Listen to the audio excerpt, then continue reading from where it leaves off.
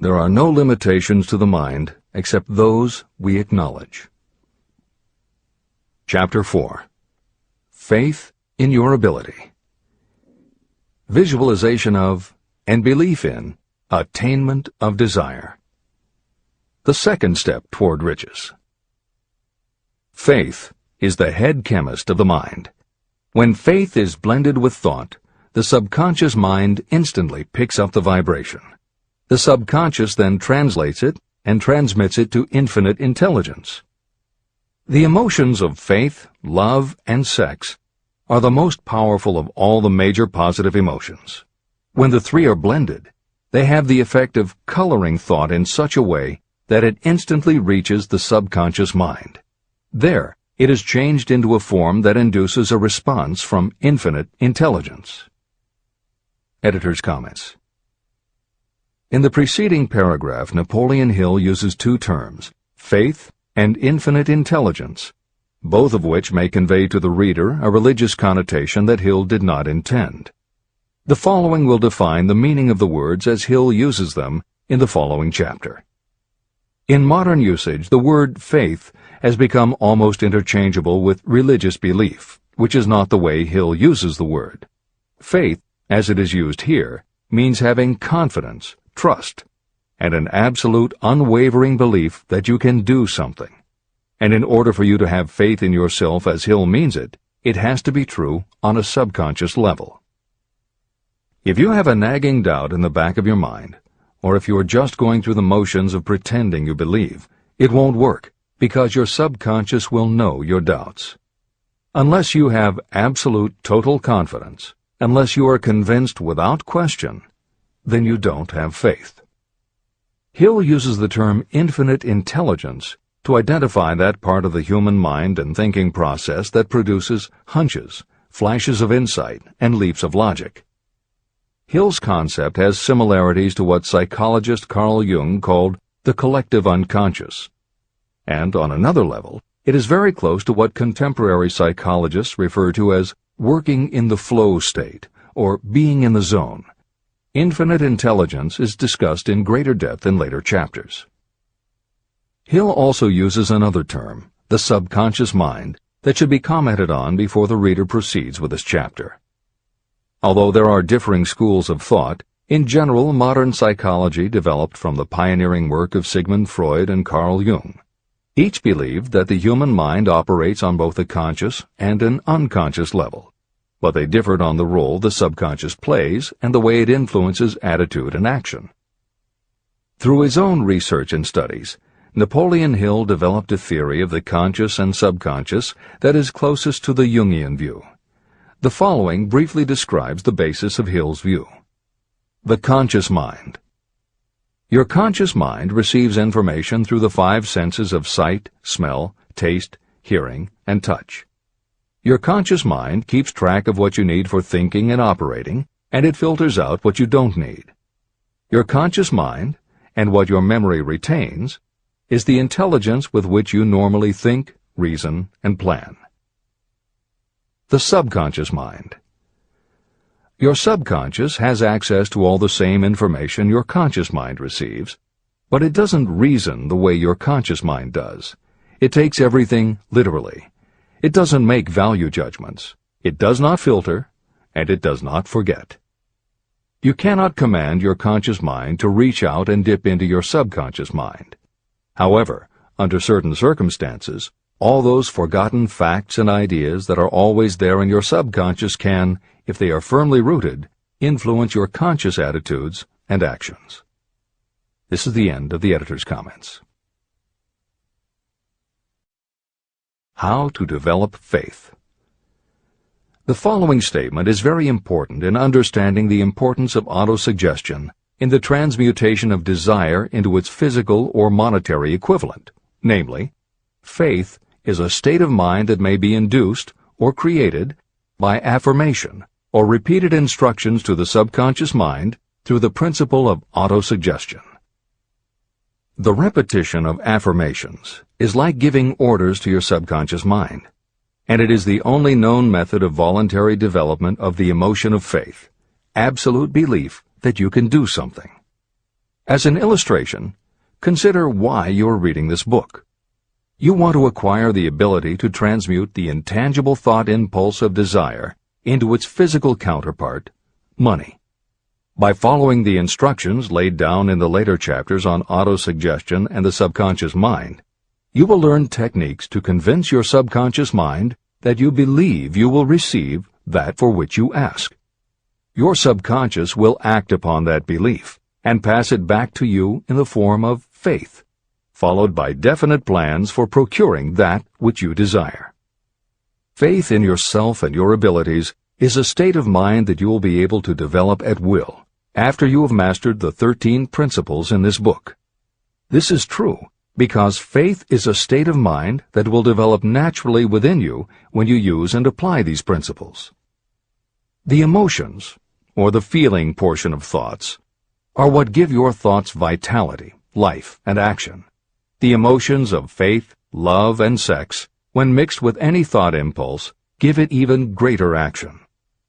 All thoughts that have been emotionalized, given feeling, and mixed with faith, absolute belief in your ability, begin immediately to translate themselves into their physical equivalent or counterpart. However, this is not only true of thought impulses that have been mixed with faith, but it is true with any emotion, including negative emotions. What this means is that the subconscious mind will translate into its physical equivalent a thought impulse of a negative or destructive nature just as readily as it will act upon thought impulses of a positive or constructive nature. The following statement made by a noted criminologist illustrates the point. When men first come into contact with crime, they abhor it. If they remain in contact with crime for a time, they become accustomed to it and endure it. If they remain in contact with it long enough, they finally embrace it and become influenced by it. This is the equivalent of saying that a negative impulse of thought that is repeatedly passed on to the subconscious mind often enough is finally accepted and acted upon by the subconscious mind. The subconscious then proceeds to translate that impulse into its physical equivalent by the most practical procedure available. This also accounts for the strange phenomenon that so many millions of people experience, referred to as bad luck.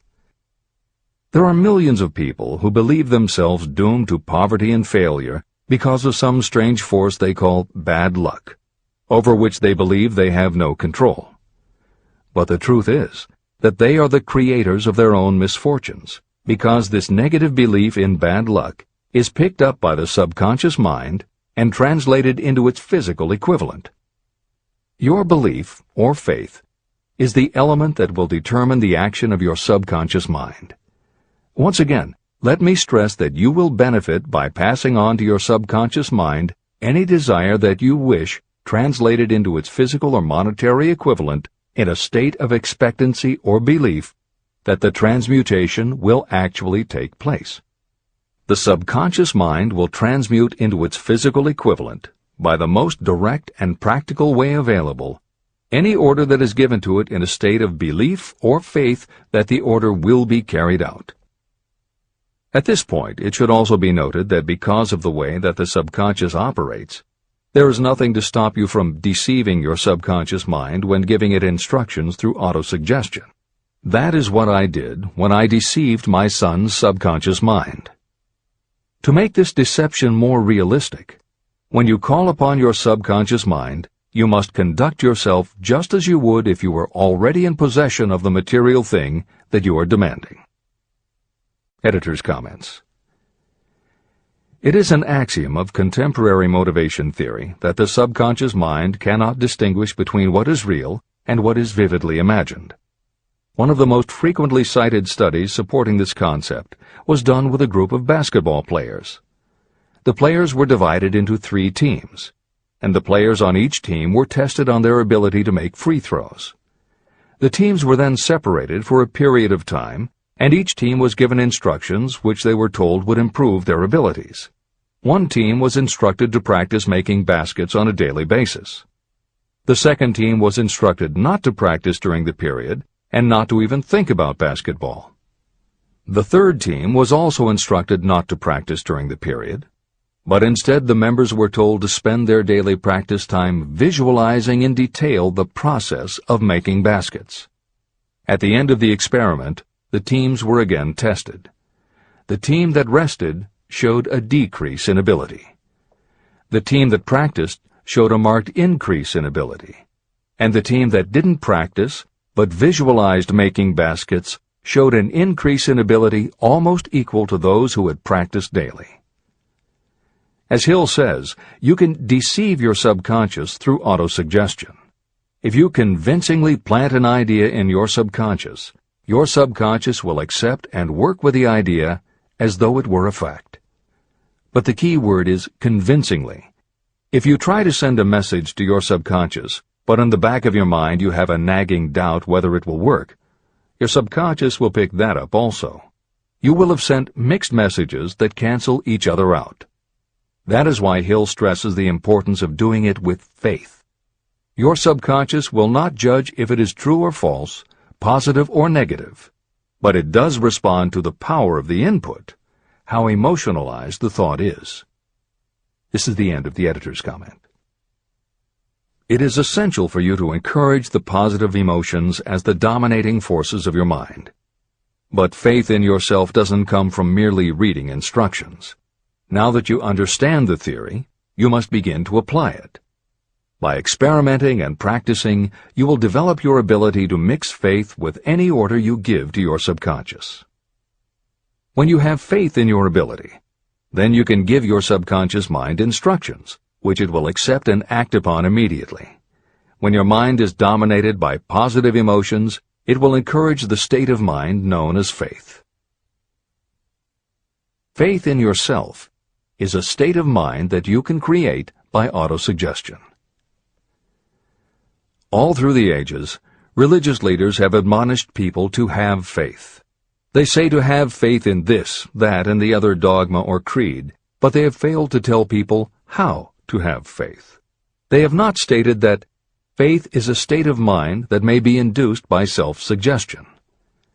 In language that anyone can understand, this book explains the principle through which faith in your ability to accomplish a goal may be developed where it does not already exist. Before we begin, you should be reminded again that faith is the eternal elixir that gives life, power, and action to the impulse of thought. Faith is the starting point of all accumulation of riches. Faith is the basis of all miracles and of all mysteries that cannot be analyzed by the rules of science. Faith is the only known antidote for failure. Faith is the element that, when mixed with desire, gives you direct communication with infinite intelligence. Faith is the element that transforms the ordinary vibration of thought created by the human mind into the spiritual equivalent. Faith is the only way the force of infinite intelligence can be harnessed and used. The magic of self-suggestion. It is a fact that you will come to believe whatever you repeat to yourself, whether the statement is true or false. If you repeat a lie over and over, you will eventually accept that lie as truth. Moreover, you will believe it to be the truth. You are what you are because of the dominating thoughts that you permit to occupy your mind. Thoughts that you deliberately place in your own mind and encourage with sympathy, and with which you mix any one or more of the emotions, constitute the motivating forces that direct and control your every movement, act, and deed. The following sentence is a very significant statement of truth. Thoughts that are mixed with any of the feelings of emotions become like a magnetic force, which attracts other similar or related thoughts. A thought that is magnetized with one of the emotions may be compared to a seed. When it is planted in fertile soil, it germinates, grows, and multiplies itself over and over again. What was originally one small seed becomes countless millions of seeds of the same kind. The human mind is constantly attracting vibrations that are in sync with whatever dominates the mind. Any thought, idea, plan, or purpose that you hold in your mind attracts a host of its relatives. Add these relatives to its own force, and it grows until it becomes the prime motivator of the person in whose mind it has been housed. Now, let us go back to the starting point. How can the original seed of an idea, plan, or purpose be planted in the mind? The answer? Any idea, plan, or purpose may be placed in the mind through repetition of thought. This is why you are asked to write out a statement of your major purpose, or definite chief aim. Commit it to memory, and repeat it out loud day after day until these vibrations of sound have reached your subconscious mind. You are what you are because of the dominating thoughts that you permit to occupy your mind. If you choose to, you can throw off any bad influences from your past and build your own life the way you want it to be. For instance, by taking inventory of your mental assets and liabilities, you might discover that your greatest weakness is lack of self-confidence. This can be overcome and translated into courage through the principle of autosuggestion. You can do this by writing out a set of simply stated positive thought impulses, memorizing them, and repeating them until they become a part of the working equipment of your subconscious mind. The following is an example for someone whose definite purpose is to overcome a lack of self-confidence. Self-confidence formula. 1. I know that I have the ability to achieve the object of my definite purpose in life.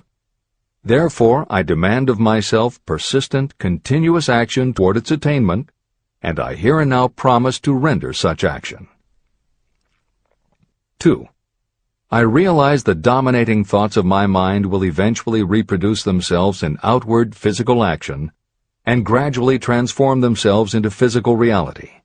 Therefore, I will concentrate my thoughts for 30 minutes each day, visualizing the person I intend to become. In this way, I will create in my mind a clear mental picture. 3.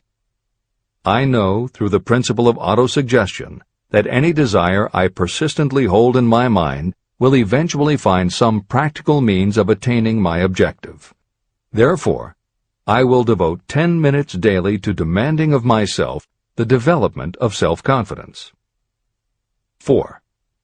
I have clearly written down a description of my definite chief aim in life, and I will never stop trying until I have developed sufficient self-confidence for its attainment.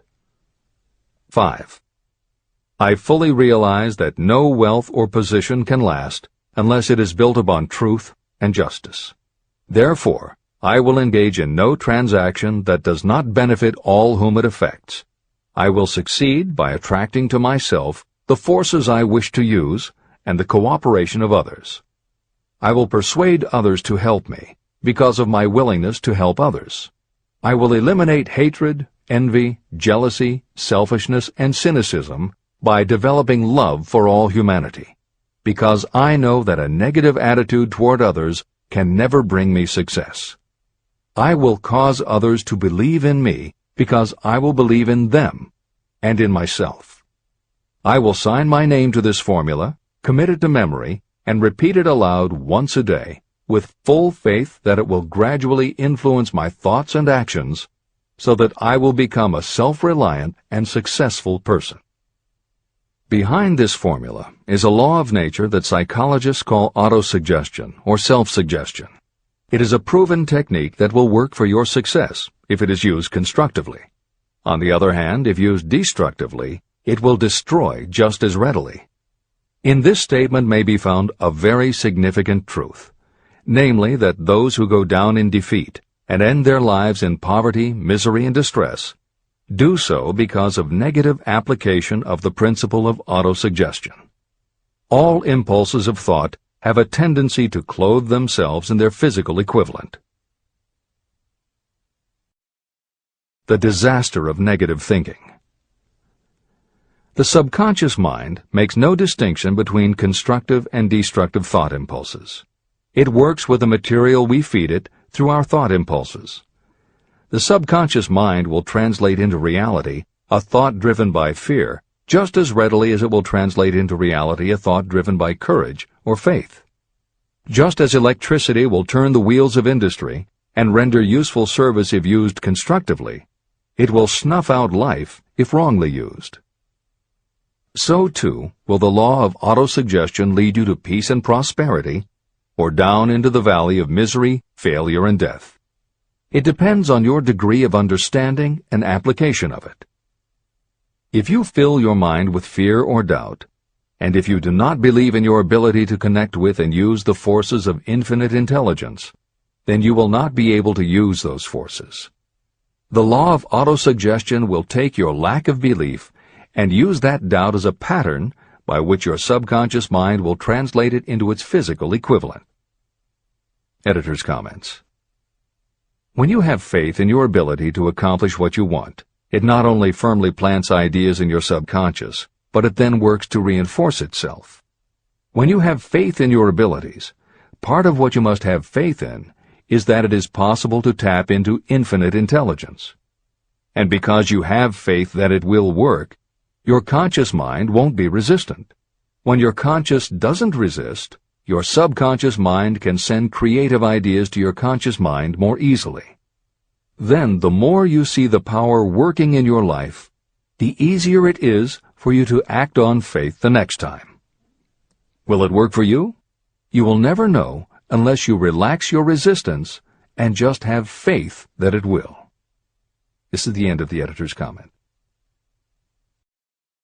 Like the wind that carries one ship east and another west, the law of autosuggestion will lift you up or pull you down according to the way you set your sails of thought.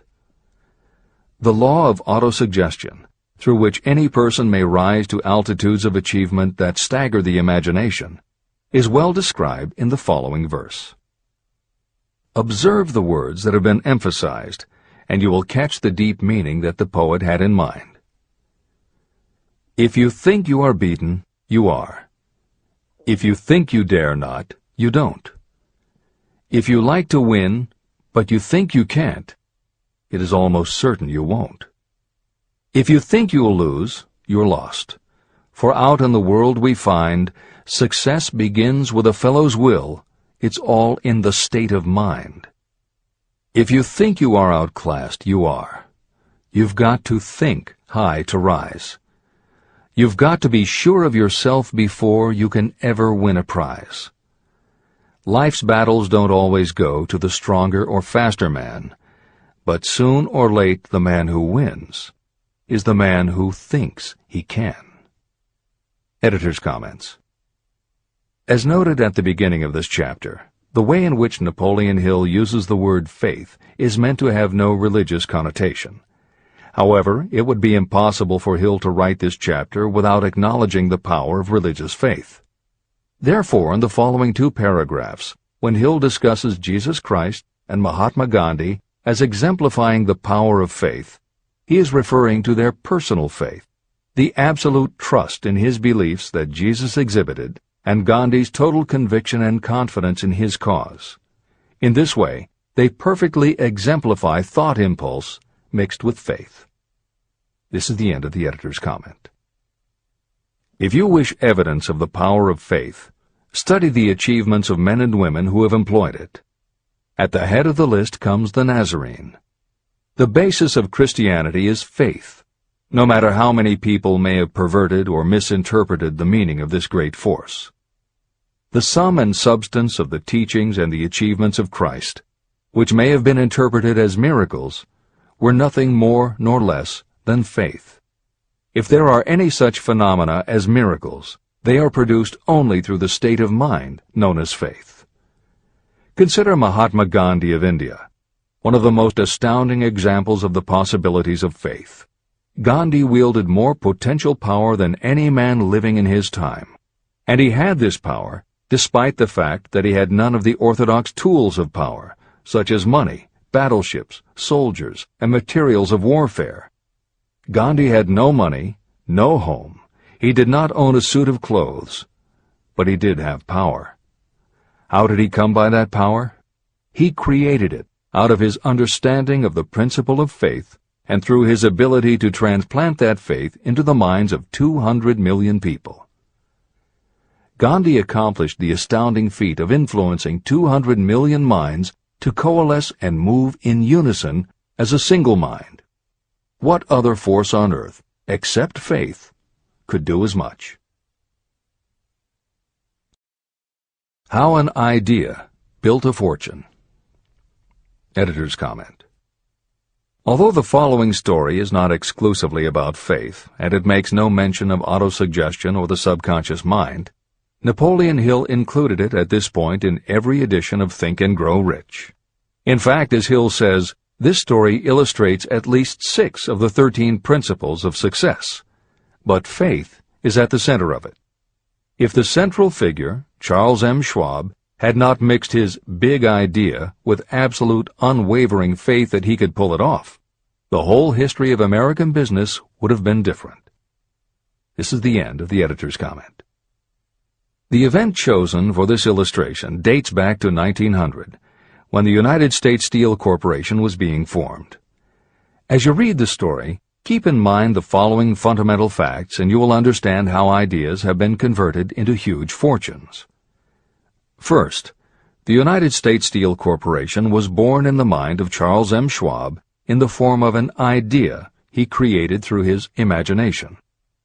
Second, he mixed faith with his idea. Third, he formulated a plan for the transformation of his idea into physical and financial reality. Fourth, he put his plan into action with his famous speech at the University Club.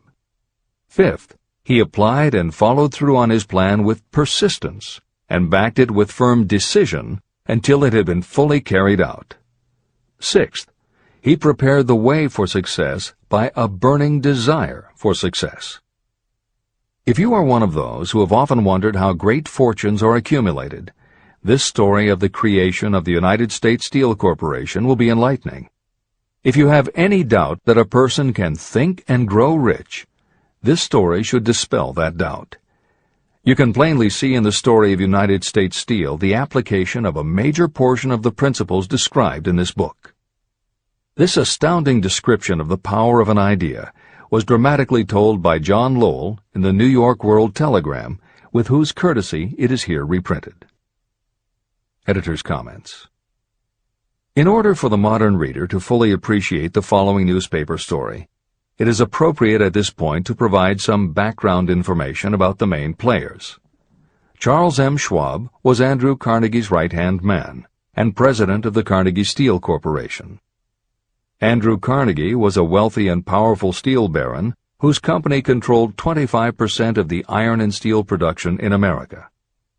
J.P. Morgan was a wealthy and powerful Wall Street banker whose company had arranged the financing for many of the major industrial companies in America at the beginning of the 20th century. All the reader needs to know about the other men mentioned in the story is that at the beginning of the 20th century, finance, business, and industry were dominated by a few hundred men, most of whom had amassed great fortunes through some connection with the railroads that had opened the country. These people were well known to readers of the New York World Telegram because of their financial influence. And that sets the stage for the following newspaper article, which is not only a fascinating story about the power of faith in an idea, but also a wonderful example of the irreverent writing style that was used by many newspaper journalists of the day. This is the end of the editor's comment. A pretty after-dinner speech for $1 billion. When on the evening of December 12, 1900, some 80 of the nation's financial nobility gathered in the banquet hall of the University Club on Fifth Avenue to do honor to a young man from out of the West, not half a dozen of the guests realized they were to witness the most significant episode in American industrial history. J. Edward Simmons and Charles Stuart Smith, their hearts full of gratitude for the lavish hospitality bestowed on them by Charles M. Schwab during a recent visit to Pittsburgh, had arranged the dinner to introduce the 38-year-old steel man to Eastern banking society. But they didn't expect him to stampede the convention. They warned him, in fact, that the bosoms within New York's stuffed shirts would not be responsive to oratory, and that if he didn't want to bore the Stillmans and Harrimans and Vanderbilts, he had better limit himself to 15 or 20 minutes of polite vaporings and let it go at that. Even John Pierpont Morgan, sitting on the right hand of Schwab as became his imperial dignity, intended to grace the banquet table with his presence only briefly, and so far as the press and public were concerned, the whole affair was of so little moment that no mention of it found its way into print the next day. So the two hosts and their distinguished guests ate their way through the usual 7 or 8 courses. There was little conversation, and what there was of it was restrained. Few of the bankers and brokers had met Schwab, whose career had flowered along the banks of the Monongahela, and none knew him well. But before the evening was over, they, and with them Money Master Morgan, were to be swept off their feet, and a billion-dollar baby, the United States Steel Corporation, was to be conceived. It is perhaps unfortunate for the sake of history that no record of Charlie Schwab's speech at the dinner ever was made. It is probable, however, that it was a homely speech, somewhat ungrammatical, for the niceties of language never bothered Schwab, full of epigram and threaded with wit. But aside from that, it had a galvanic force and effect upon the 5 billions of estimated capital that was represented by the diners. After it was over, and the gathering was still under its spell, although Schwab had talked for 90 minutes, Morgan led the orator to a recessed window where, dangling their legs from the high, uncomfortable seat, they talked for an hour more. The magic of the Schwab personality had been turned on full force, but what was more important and lasting was the full-fledged, clear-cut program he laid down for the aggrandizement of steel. Many other men had tried to interest Morgan in slapping together a steel trust after the pattern of the biscuit, wire and hoop, sugar, rubber, whiskey, oil, or chewing gum combinations. Editor's comments. The Random House College Dictionary defines a trust as an illegal combination of industrial or commercial companies in which the stock is controlled by a central board of trustees, thus making it possible to control prices and destroy competition. Many of America's new industrial companies had grown so quickly that they were not yet profitable. They were saddled with huge debt incurred in raising the capital to finance their rapid expansion, and at the same time they were faced with having to cut costs and slash prices or go out of business. The answer for many was to join up with others in related industries to form what were called trusts or combinations. Although trusts were illegal since the passage of the Sherman Antitrust Act in 1890, companies still tried to find ways to monopolize their industries, and if their efforts weren't technically trusts, they were something very close. The one thing the large company owners who assembled these trusts needed was cash to buy up the many smaller companies they would have to own in order to effectively dominate an industry. J.P. Morgan was the banker who financed many such takeovers. This is the end of the editor's comment. John W. Gates, the gambler, had urged it, but Morgan distrusted him. The Moore boys, Bill and Jim, Chicago stock jobbers who had glued together a match trust and a cracker corporation, had urged it and failed. Elbert H. Gary, the sanctimonious country lawyer, wanted to foster it, but he wasn't big enough to be impressive. Until Schwab's eloquence took J.P. Morgan to the heights from which he could visualize the solid results of the most daring financial undertaking ever conceived, the project was regarded as a delirious dream of easy-money crackpots. The financial magnetism that began a generation ago to attract thousands of small and sometimes inefficiently managed companies into large and competition-crushing combinations had become operative in the steel world through the devices of that jovial business pirate, John W. Gates. Gates already had formed the American Steel and Wire Company out of a chain of small concerns, and together with Morgan had created the Federal Steel Company. But by the side of Andrew Carnegie's gigantic vertical trust, a trust owned and operated by 53 partners, those other combinations were picayune. They might combine to their heart's content, but the whole lot of them couldn't make a dent in the Carnegie organization, and Morgan knew it. The eccentric old Scot knew it, too. Editor's comments. Andrew Carnegie was born in Scotland and came to America when he was just a boy. He made his first move to join the elite group of American tycoons when he quit his job as a bobbin boy in a cotton mill, earning $1.20 a week, and got a job as a telegraph messenger boy. He soon taught himself to operate a telegraph key, which got him hired as personal telegrapher and secretary to the head of the Pennsylvania Railroad. It wasn't long before he'd worked his way up the ranks to superintendent of the Pittsburgh division, which in turn put him in a position to become an early investor in the Pullman Company, which became the leading manufacturer of railway cars. Carnegie's investment in Pullman and some successful real estate ventures gave him the capital to go into business for himself. At the end of the Civil War, Carnegie left railroading and started a company that built iron bridges for railroad companies. From building iron bridges, it was a short step to starting his own steel mill, which led him to acquire control of other steel mills, then his own coal fields to supply his smelters, then his own ore boats and rail lines to haul the ore and coal. Because of Carnegie's vertical integration and his use of the most up-to-date manufacturing methods, he was able to sell top-grade steel at the lowest price. He managed to drop the price of steel from $140 a ton to $20 a ton. By 1899, the Carnegie Steel Company controlled about 25% of the iron and steel production in America. The smaller steel manufacturers couldn't compete with Carnegie, so they went to J.P. Morgan for help. He arranged for the financing, and a wide-ranging alliance was put together of companies that were in the business of manufacturing products made from steel. Part of the deal was that they would not buy steel from Carnegie. Andrew Carnegie was not about to be put out of business by a collection of small companies. He announced that he would buy or build his own manufacturing companies to produce finished goods made of steel. This is the end of the editor's comments, and the New York World Telegram story continues. From the magnificent heights of Skibo Castle he had viewed, first with amusement and then with resentment, the attempts of Morgan's smaller companies to cut into his business. When the attempts became too bold, Carnegie's temper was translated into anger and retaliation. He decided to duplicate every mill owned by his rivals. Hitherto, he hadn't been interested in wire, pipe, hoops, or sheet. Instead, he was content to sell such companies the raw steel and let them work it into whatever shape they wanted. Now, with Schwab as his chief and able lieutenant, he planned to drive his enemies to the wall. So it was that in the speech of Charles M. Schwab, Morgan saw the answer to his problem of combination. A trust without Carnegie, giant of them all, would be no trust at all. A plum pudding, as one writer said, without the plums.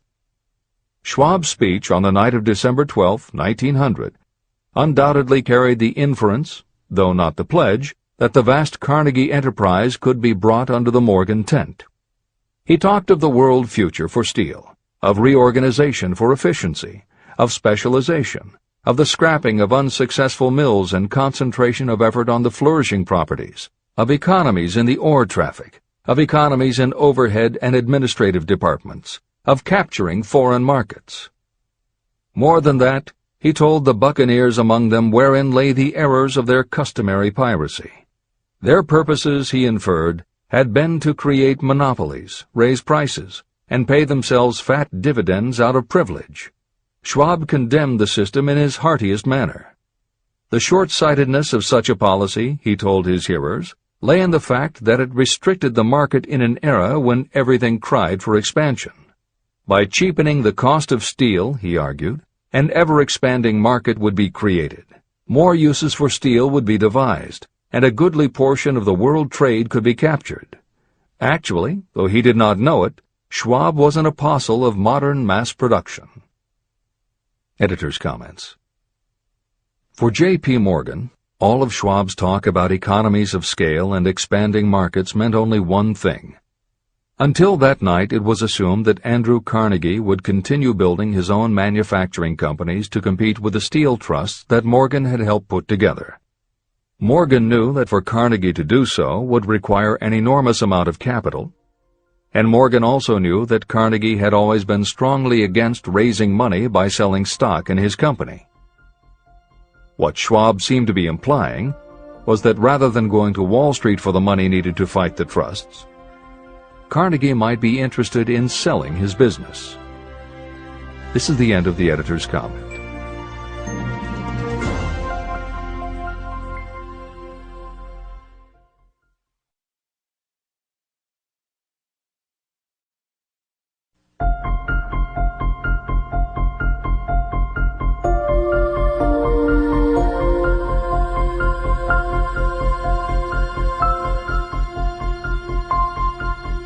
New York World Telegram story continues. So the dinner at the University Club came to an end. Morgan went home to think about Schwab's rosy predictions. Schwab went back to Pittsburgh to run the steel business for and Carnegie, while Gary and the rest went back to their stock tickers to fiddle around in anticipation of the next move. It was not long coming. It took Morgan about 1 week to digest the feast of reason Schwab had placed before him. When he had assured himself that no financial indigestion was to result, he sent for Schwab, and found that young man rather coy. Mr. Carnegie, Schwab indicated, might not like it if he found his trusted company president had been flirting with the Emperor of Wall Street, the street upon which Carnegie was resolved never to tread.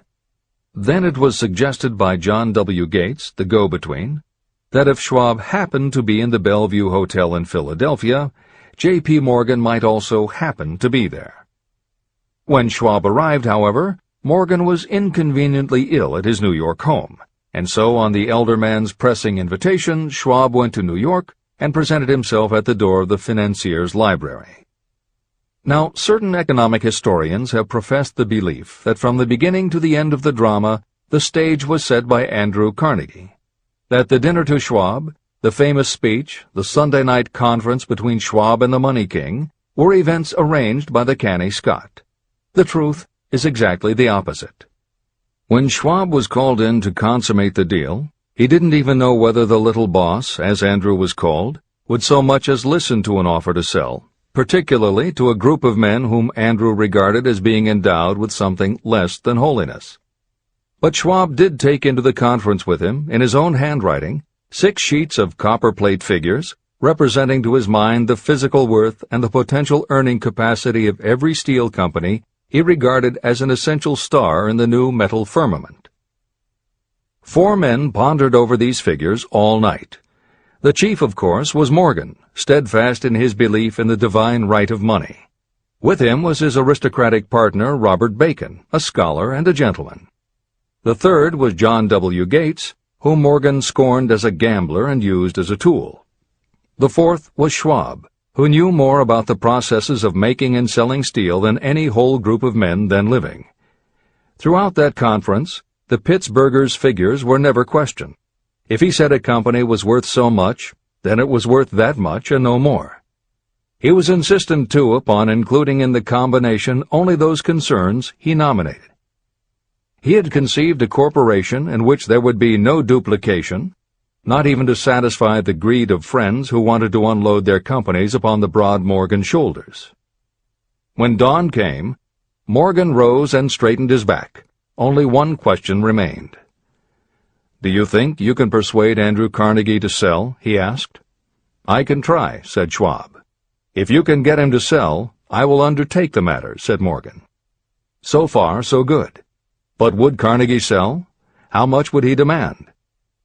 Schwab thought about $320 million. What would he take payment in? Common or preferred stocks? Bonds? Cash? Nobody could raise $1/3 billion in cash. There was a golf game in January on the frost-cracking heath of the St. Andrews Links in Westchester, with Andrew bundled up in sweaters against the cold and Charlie talking volubly as usual to keep his spirits up.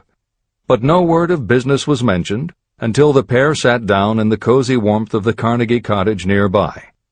Then, with the same persuasiveness that had hypnotized 80 millionaires at the University Club, Schwab poured out the glittering promises of retirement and comfort, of untold millions to satisfy the old man's social caprices. Carnegie capitulated, wrote a figure on a slip of paper, handed it to Schwab and said, "All right, that's what we'll sell for." The figure was approximately $400 million, and was reached by taking the $320 million mentioned by Schwab as a basic figure, and adding to it $80 million to represent the increased capital value over the previous 2 years. Later, on the deck of a transatlantic liner, the Scotsman said ruefully to Morgan, "I wish I had asked you for $100 million more." "If you had asked for it, you'd have gotten it," Morgan told him cheerfully. There was an uproar, of course. A British correspondent cabled that the foreign steel world was appalled by the gigantic combination. President Hadley of Yale declared that unless trusts were regulated, the country might expect an emperor in Washington within the next 25 years. But that able stock manipulator Keene went at his work of shoving the new stock at the public so vigorously that all the excess water, estimated by some at nearly $600 million, was absorbed in a twinkling. So Carnegie had his millions, and the Morgan Syndicate had $62 million for all its trouble, and all the boys, from Gates to Gary, had their millions. Editor's comment. The 38-year-old Charles M. Schwab had his reward, too. He was made president of the new corporation, United States Steel, and remained in control until 1930. When Schwab left U.S. Steel, he went on to found the mammoth Bethlehem Steel Corporation, of which he also became president. This is the end of the editor's comment.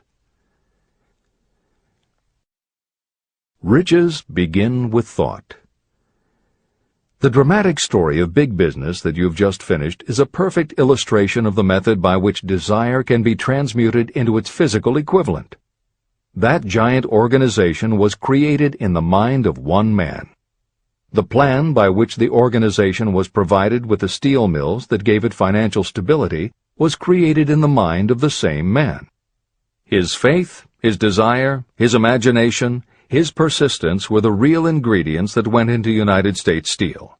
The steel mills and equipment acquired by the corporation, after it had been brought into legal existence, were incidental.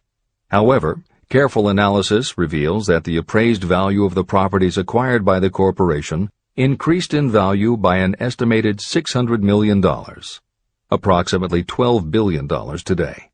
The increase in value of the assets is attributable to the mere transaction that consolidated them under one management. In other words, Charles M. Schwab's idea, plus the faith with which he conveyed it to the minds of J.P. Morgan and the others, was marketed for a profit of approximately $600 million. Not an insignificant sum for a single idea. The United States Steel Corporation prospered and became one of the richest and most powerful corporations in America, employing thousands of people, developing new uses for steel and opening new markets, thus proving that the $600 million in profit that the Schwab idea produced was earned. Riches begin in the form of thought. The amount is limited only by the person in whose mind the thought is put into motion. Faith removes limitations. Remember this when you are ready to bargain with life for whatever it is that you ask as your price for having passed this way. Editor's comments. In the years since that article appeared in the New York World Telegram, the well-told business story has become its own genre within the publishing industry. There are best-selling books and biographies by and about the insiders who run every industry. The editors of this edition of Think and Grow Rich strongly encourage you to sample some of these books. They can be entertaining and inspirational, and in them you will be able to see examples of Hill's principles of success at work in the real world. The best of them are not only entertaining and inspirational, but they are filled with ideas and techniques you can adapt and use. There are literally too many bestsellers from which to select a best-of listing for inclusion here. Any such choice the editors might make would not necessarily be the best, but merely reflective of the interests of the person doing the choosing. However, there are two books the editors recommend that are not by or about a single individual or industry. These books are In Search of Excellence by Tom Peters and Breakthroughs by P.R. Nyack and John N. Ketteringham. Each of these books deals with a broad spectrum of industries, and within each industry they single out certain companies and individuals for analysis. Both were published at the beginning of the business book trend in the 1980s, but there are few books since then that better convey the importance of faith in a good idea. In Search of Excellence, chosen by a panel of experts as the most influential book of the past 20 years, was a runaway bestseller and will likely be in print for years to come. Breakthroughs may be harder to find, but it will be well worth the effort. This is the end of the editor's comments.